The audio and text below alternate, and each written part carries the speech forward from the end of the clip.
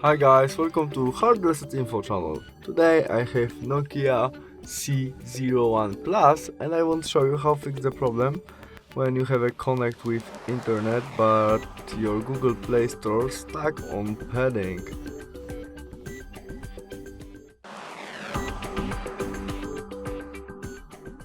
When you have the same problem as mine, we must cancel this install and we must go back to the main menu of our Nokia, where we go to the settings and their system option and date and time, and now we must turn on first function use network provided time.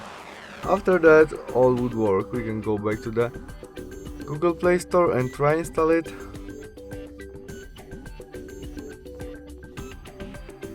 And now it is working. We can install it right now. That's all. Thanks for watching. See you soon. Bye.